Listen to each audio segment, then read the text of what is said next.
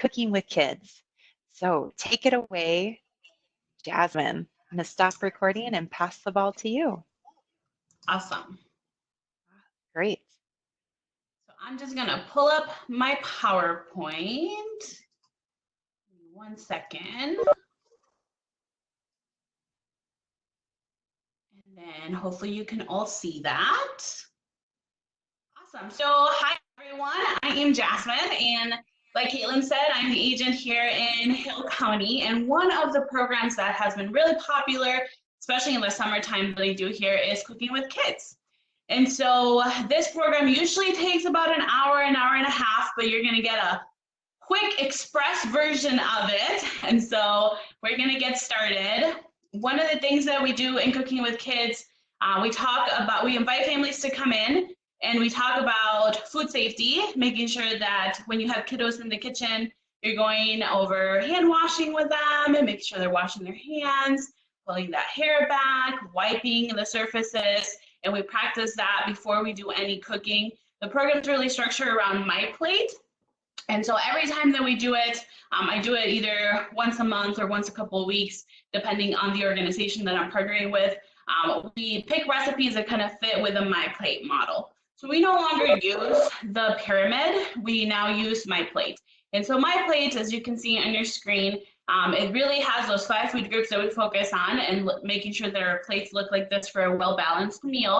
So half of our plate should be fruits and vegetables, 1/4 should be grains, and most of those being whole grains, and then lean protein and your servings of dairy, which should be 3 a day.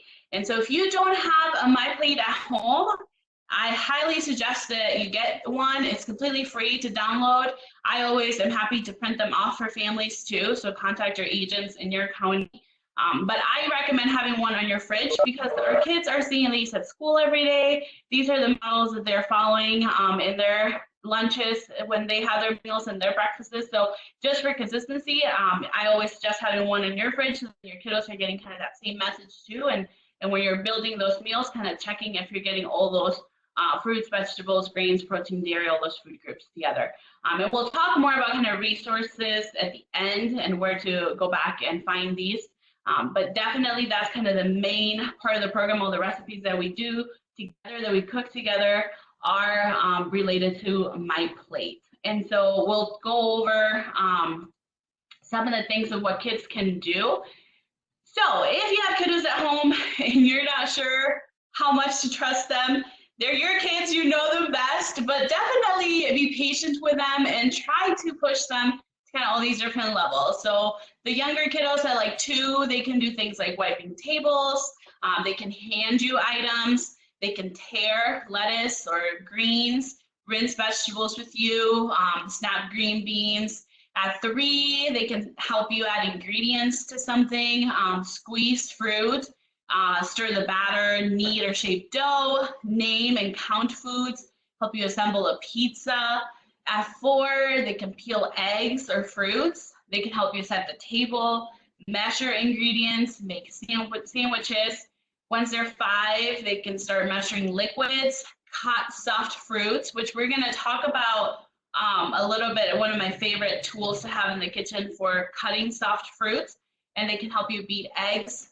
And so these come from the handout that you see there on the left, which you'll have the link to. But then we also have at our Buy, Eat, Live Better website, another handout that goes over some of those older kiddos, so from 6 to 8. They, again, can measure those ingredients at that table, use a butter knife. They can transition kind of a little bit into a butter knife before you hand them a sharp knife. And then at 8 to 10, they can start using a can opener, draining food, use the microwave, prepare some of those simpler recipes on their own. And then as they get older, 10, 12, they can start using the oven with your supervision, of course, that sharp knife, those great cheese graters, and things like that. So really, it's going to be determining how well you know your kid and how much you involve them in the kitchen, where you can place them. But there's lots of different things that they can do in that process to help you with meals. And so the reason why it's really important to kind of include kids in the kitchen is because, let me move on to my next slide, we tend to have some picky eaters there. And so how do we combat that? You can make them produce pickers. So when you're at the grocery store, involve them in that process too. Have them pick a fruit or a vegetable at the store that they want to try, that maybe you haven't tried before, or for the family. And when you prepare meals together, kids are more likely to then eat what they have prepared. In one of my Cooking with Kids classes, I had a mom that was completely shocked that her little boy was eating spinach. Well, he was eating spinach because his job when we were cooking the meal was to cut the spinach. He was tearing it, he was a little bit younger, and then he actually added it to our taco meat, which is what we were making that day. And because he cut it and he added it, he really wanted to eat it. And he said he loved it and he didn't complain about it. So kind of getting those meals, cooking them together, giving them those jobs, it does help them to try those meals. Offer them choices. And in that sense, not what do you want for dinner, or do you want broccoli for dinner, but more like, would you rather have broccoli or cauliflower for dinner? So you're still offering them vegetables and they still get to pick which of the two they want. Talk about fun and happy things while eating. Very important that if you're having those meals together as a family, that you talk about those good things. If you have arguments or it's more negative, they're going to associate food with negative feelings or negative conversation. And offer the same food for the whole family. I remember my mom always said, you're all eating what I'm making until you learn how to make your own food. So serving that same meal for adults and kids is going to be really important. You being an example is going to be really important. So that's a little bit kind of going into what I have in my next slide. Right? How we try to do foods. One of those things is that you're a good role model. But before that, we have small portions, big benefits. So if you are incorporating some new foods into your meals or with your kiddos, you want to let them just try small portions. And let it be things that you know you enjoy too, so that way that food doesn't go to waste. Offer only one new food at a time. If you offer too many new foods, that can be very overwhelming. So offering one at a time is what's advisable, so they can actually try it and enjoy it, hopefully enjoy it. Again, you being that good role model is going to be important. So making sure that you experience new foods too, and you describe what they taste like, the texture. Maybe do that first if they're younger, and then they can try it. And then sometimes new food takes time. So patience is very, very important when you're introducing new foods or when you're working with kiddos in the kitchen. Accepting messiness is also very important when you're cooking with kiddos in the kitchen. So anyway, that's really, really important. We will do questions at the end first. One of the things that we do in Cooking with Kids that is really popular is our fruit parfaits, or here the USDA has this really cool handout. It's Fruitalicious Breakfast Cup. But it's really simple. You can use it as a snack, on the go. You really just need 3 ingredients, 3 food groups, which is low-fat yogurt. We have whole grain cereal, and then any fruit. So I'm gonna quit sharing my PowerPoint, and I'm just gonna do that with you really quick on kind of how some tips and tricks with that. So one of the things, if you're trying to do portion control, just give them a smaller cup. So you can control that. You can give them the materials that they're using, the utensils that they're using. So this size is a 6 ounce, or I'm sorry, a 9 ounce cup. And this is just maybe like a snack type of thing that I'm making. Another thing that's really fun, I have a 4-year-old goddaughter that I cook with whenever she visits. I use measuring cups to kind of control that. So this is my 1/4 cup. And so when we're gonna do the yogurt, which is the first step, you have your low fat vanilla yogurt and I already washed my hands. We already kind of did that process. So we're going to get to the process of just assembling it. So I would have her just kind of take the measuring cup. It's not going to be perfect, but I would have her scoop it out and pour it into the cup. And that's something that's simple. She's 4, she can do, and it's there. And then you would use whatever fruit that you're going to put on there. So frozen fruit is just as good as fresh fruit. Usually frozen fruits and vegetables get frozen at the peak of their ripeness, so they're just as delicious as if they were fresh. Here, again, I'm using a measuring cup, so 1/4 of a cup, and then I'm just having her scoop it out of the bag, or for this demonstration, I scooped it out into a bowl, and then I just have her pour that next. And then if you were going to have her or do a bigger portion, then you could layer it. But basically you top it off with your whole grain. I'm going to be doing some whole oats. And so for this one, I did 1 tablespoon because we just want a little bit to top it. You can do more if you want more. And then to add 1 more food group. So right now we have 3 food groups, right? We have our dairy, it's our low fat yogurt. We have our fruits, and then we have the whole grains. But you could also add a little bit of protein. So if your kiddos are not allergic to nuts, then I would add almonds or any other type of nut they enjoy. And then you would also have protein. So you have 4 food groups. And so the more food groups, the better. And so that would be an easy, fast. We did it in less than 5 minutes that, you know, a lot of kiddos can do on their own too. So that's one quick recipe that we do. Before we move on to questions and I go into the resources, I want to show you some really cool things that I bring with me depending on the recipes that we're doing in our program. So one awesome thing to have, if you don't have one and you have younger kiddos or older kiddos, is this wavy knife. So this wavy knife is about $5. I got it at Northern Home Essentials here in Havre, but you can also order it online.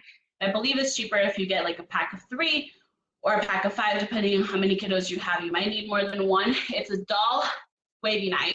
It's a lot more kid-friendly, and it's awesome for soft fruits and vegetables. So if you want those younger kiddos to be cutting those soft fruits and vegetables, and we don't want to give them a sharp knife, the wavy knife is amazing.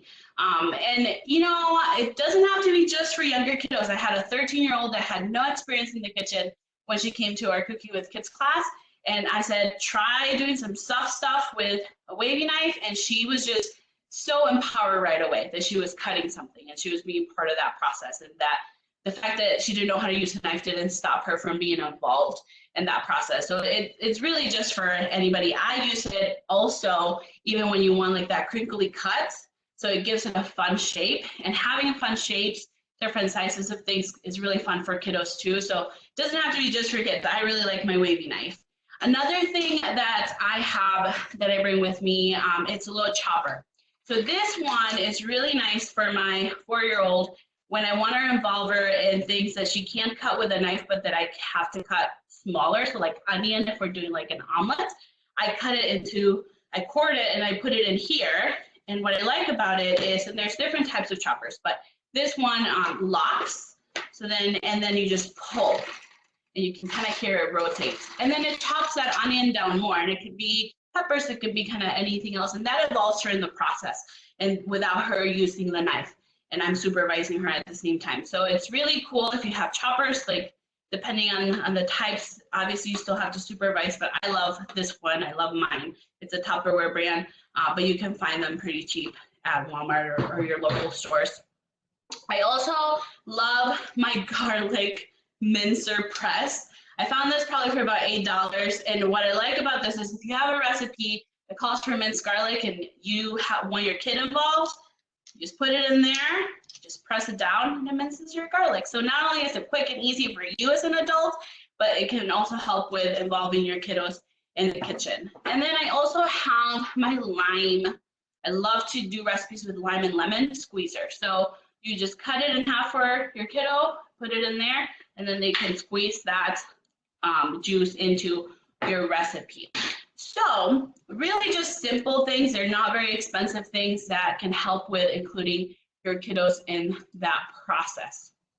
I have Caitlin saying that she loves the wavy knife as well. I'm going to share some really awesome websites if you're looking for recipes and just different resources. Let me go there real quick before I take any questions.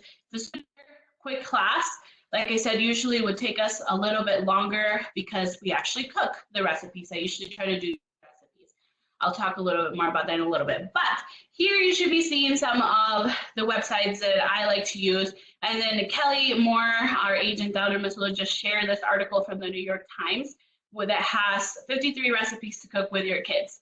So that just kind of got released out there, and I wanted to share that with everybody if you're looking for recipes to do with your kiddos. This is by Live Better website that we use, where we have recipes. And not only that, but if you just go to the main website, they have these really cool fact sheets that you can find facts on different. And so one of the things that I used today was that cooking with children. So it kind of goes into those different ages, and it has some more cooking safely tips. It has some more snack ideas as well. The ChooseMyPlate.gov is a perfect resource. I love it. It's where you can download a lot of tips. You can download that MyPlate model. It, depending on if you're a kid, they have activities for kiddos, students, adults, families. They have lots of different information, a lot of different recipes, videos. So lots of different things on this ChooseMyPlate.gov, and there's an app that you can download too. You can track kind of what servings you're doing. Here we have, and hopefully it'll open up. Yep. So the University of Nebraska has lots of different kid-friendly recipes. If you're looking for recipes, that's the website that I use for that class. I found this one that's really cool if you're looking to look at what skills you want your kiddos to have. So if you're working on stirring ingredients, we have some recipes for that. If you're looking at pre-measured ingredients and how to add that, there's recipes for that. If you're coating chicken strips and you want to focus on that batter and things, then you have a recipe for that.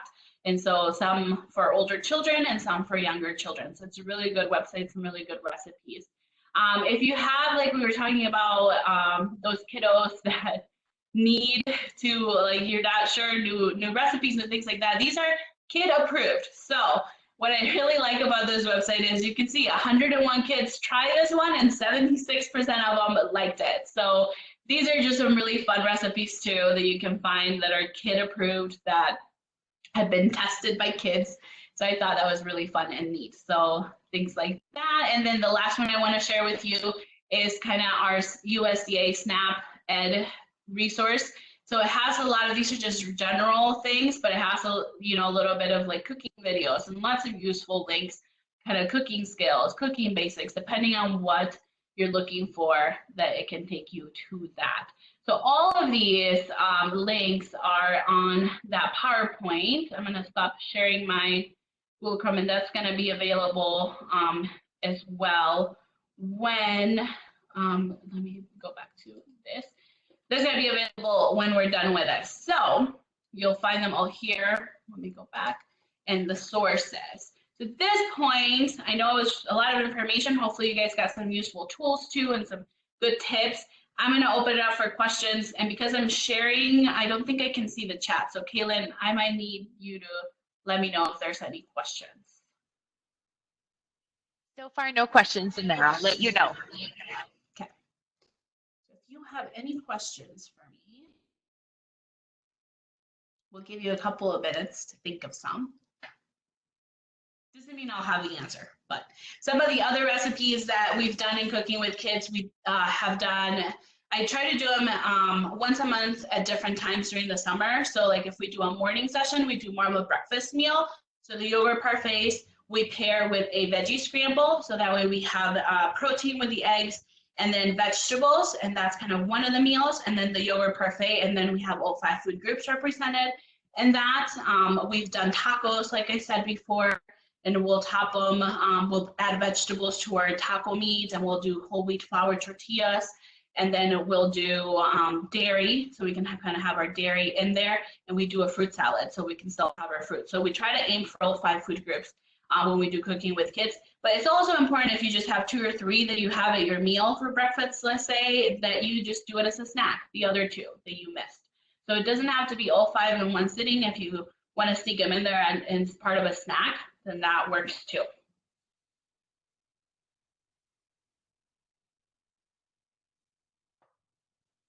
So what's your favorite recipe to cook with kids? I think the taco meat has been my favorite, not because only do the kids enjoy it, but the parents have told me they never thought about adding like bell pepper, corn, and spinach to their taco meat. And that's another way that I like adding my vegetables to my meal, is if I can kind of put them together with something that I'm already making. That's what I do. It makes it just easy and fast. So that one is probably my favorite because both kids and adults love it. We also do a lot of flavored water, just naturally flavored water. I just take water and add to it, and kids seem to love it.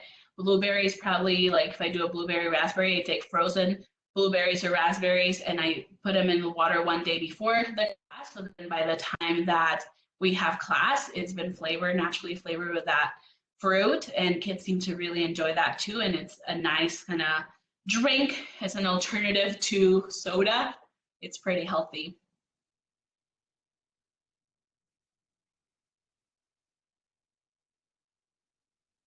Stop sharing my screen so I can go back. Ginny loves her wavy knife too. Yeah, if you don't have a wavy knife, just Google wavy knife. It's a great thing. Well, I was actually saying I'd never seen the wavy knife, and that's something I need to add to my kitchen. Uh, I'm also adding a poll so that you guys can open and give us some feedback on the classes. And I was going to share with everyone some of the other programs that we have offered. So thank you so much, Jasmine, for offering this class today.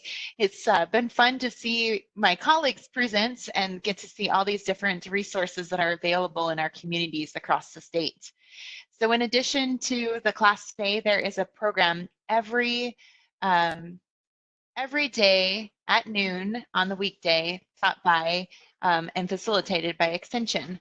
So tomorrow we have Stop Stressing About Weight Gain During Quarantine. Get your questions answered with Suzanne Sluka. Wednesday is What's Available in Your Pantry with Carrie Krug. Thursday is Legal Ways to Avoid Probate on Your Estate. Friday is Supporting Youth Mental Health During COVID-19. Next Monday is Montana Medical Savings Account. And then Tuesday is When Hearts Are Stretched, Honoring Grief and Fostering Compassion. This program in particular, this next Tuesday, is not going to be recorded. So if you are wanting to learn a little bit more about honoring the grief and fostering compassion and resilience during this pandemic, please dial in because it will not be recorded. So thank you so much for coming today. And I just keep on seeing lots and lots of kudos in the presentation. I'm trying to stop sharing my screen. There we go. Thank you so much, Jasmine, for offering this fun topic. I know I'm going to try a few with my kids. So thank you so much. And if you have a topic that you would like Extension to present on, please just let us know. Thank you. Thank you, everyone.